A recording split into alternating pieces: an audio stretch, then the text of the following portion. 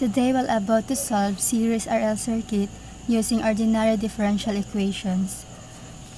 We have an example here. An RL circuit has an EMF of 5 volts, a resistance of 50 ohms, an inductance of 1 Henry, and no initial current. Find the current in the circuit at any time t and distinguish between the transient and steady state current. So, we have given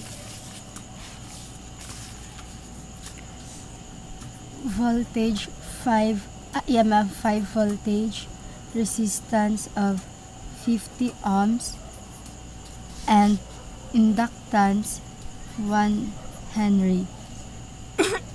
We can illustrate this problem using this diagram. This is our switch. Resistance of 50 ohms. Inductance 1 Henry. And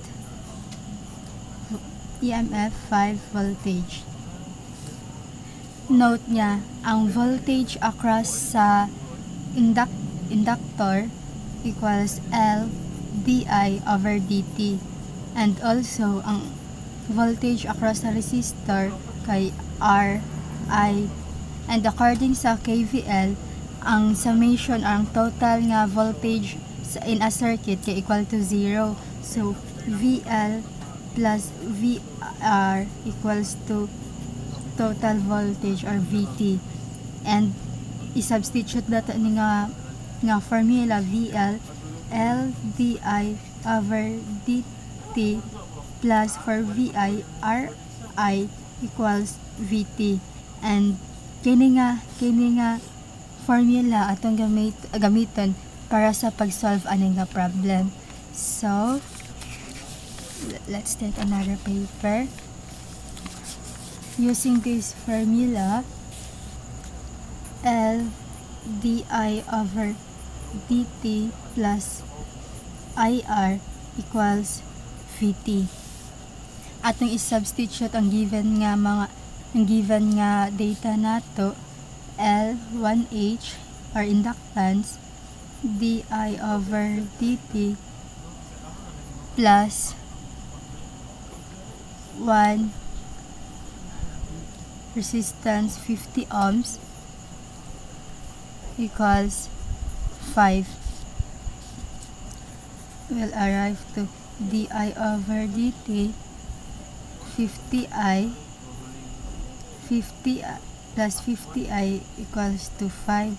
As we notice kani nga form is a first order linear differential equation, and we need to use this formula para to solve first order ODE. Remember nga ang formula sa first order derivative kay para sa linear kay IE to the exponent of PDT equals integration of Q e to the exponent of PT dt. Using this formula, P equals 50 and Q equals to 5. We will find the integrating factor IF e to the exponent PT dt.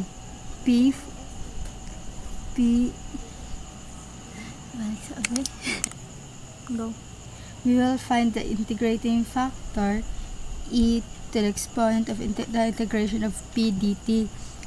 Our value of P, 50 dt equals to E 50 t. So, after substituting into the formula, we have, from this formula, P equals to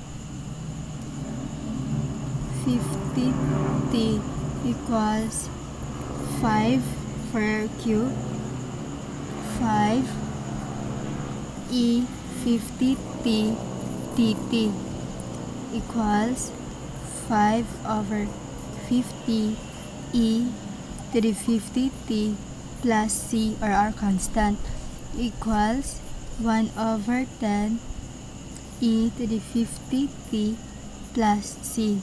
So when t equals to 0 and I equals to 0, our constant will be equal to negative 1 over 10 e to the exponent 50 equals to negative 1 over 10 e to the 0, and that would be negative 1 over 10. So this is our constant.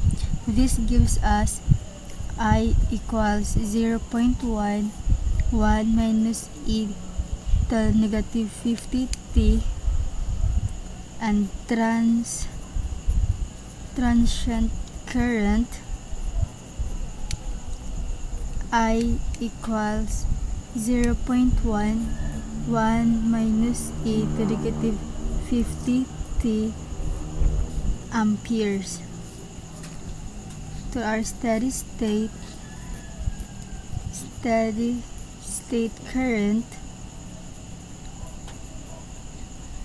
I equals 0.1 amperes, and these are our final answers.